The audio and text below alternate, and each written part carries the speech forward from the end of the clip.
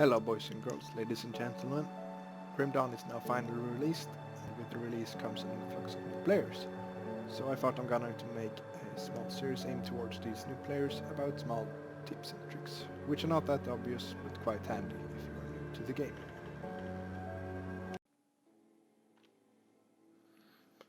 The first thing I want to talk about are the difference between flat bonus damage and percentage based bonus damage. If we take a look at the Devil Touched ammo, we can see that it gives us a small amount of flat fire damage and a small amount of a percentage-based fire damage. The percentage bonus is quite self-explanatory. It increases damage for all skills by 30% on the skills that does fire damage. However, the flat fire damage is a bit different. It only increases damage on the skills whose scales of weapon damage. For example, if we take a look at the Fire Strike, we can see that it scales of weapon damage, here listed as main hand damage and offhand damage. So the flat damage, Fire Strike gains bonus from flat damage. However, if we take a look at Canister Strike, we can see that it does not scale from weapon damage. It's not listed here, so flat damage does nothing for it. So in the example of the Devil Touched ammo, Canister Strike would only gain the 30% fire damage bonus and not the 5 to 7 fire damage bonus. The next thing I'm going to talk about is armor. In Grim Dawn, each body part has a certain chance to be hit. If we look at the armor rating, we can see the exact chance each body part has to be hit by an attack. So for example, the head armor rating only applies when I'm getting hit in the head, and likewise so the feet. Therefore, I will take much more damage if I'm getting hit on my feet than in my head, because my armor rating is so much higher on my headgear.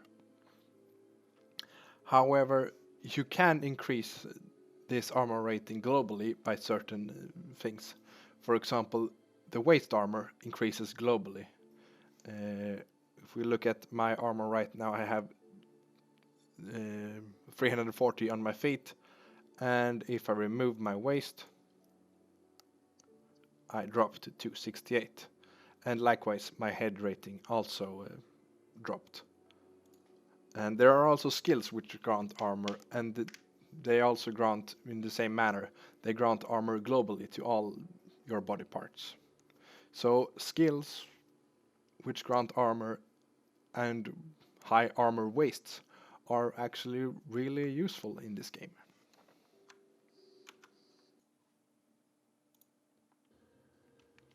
The next topic I'm gonna talk about are chance on attack procs and how they work. It's quite obvious, really. They proc when you attack, but they can also proc from things that doesn't quite seem like an attack at the first glance. For example, if we take right now we have a bunch of chance of attack procs, as you can see right here on the screen. And if we take a look at our flashbang, we also have bound an Eldritch Fire on it. So, chance on attack skills not only have a chance to proc on actual attacks, but they also have a chance to proc on lots of debuffs in the game. So right now I'm gonna show you with flashbang how you can create a quite innocent and not so harmful spell to become quite monstrous.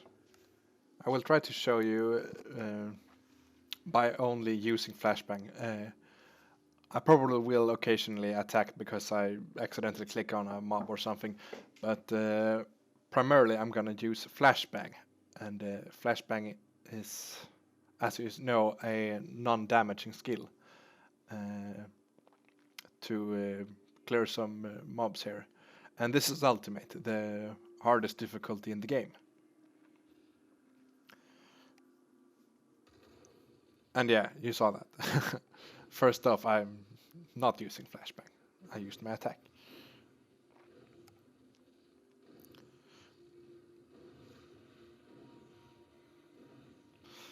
But as you can see, as I spam flashbang, Devil's Spread is proccing a lot. And bear in mind, Devil's Spread only procs on critical attacks.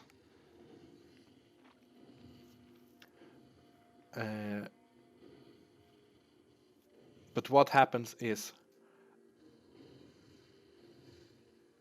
Flashbang puts, or rather Eldritch Fire procs and puts a dot on them, which crits, which then, in turn, procs Devil's Spread.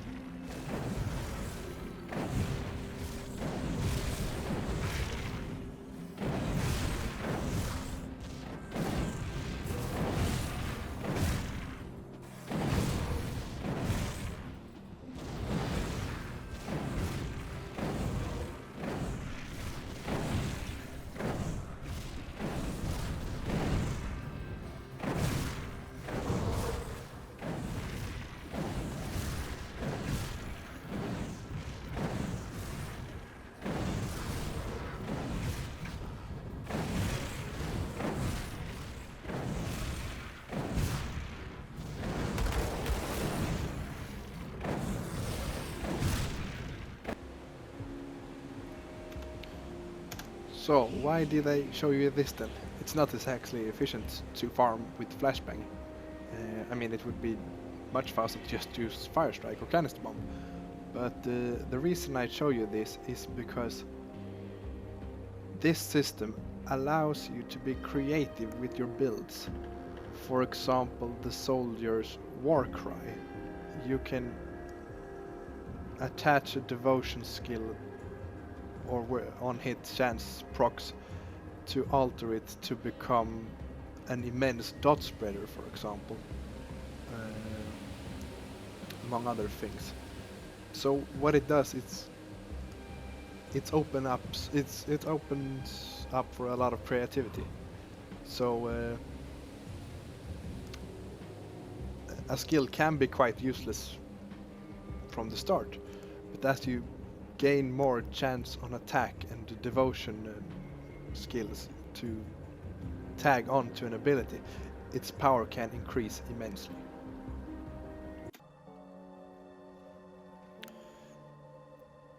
So that's everything I have for today, but I plan on making this a short series just about some interesting tidbits and tips and tricks about Grim Dawn.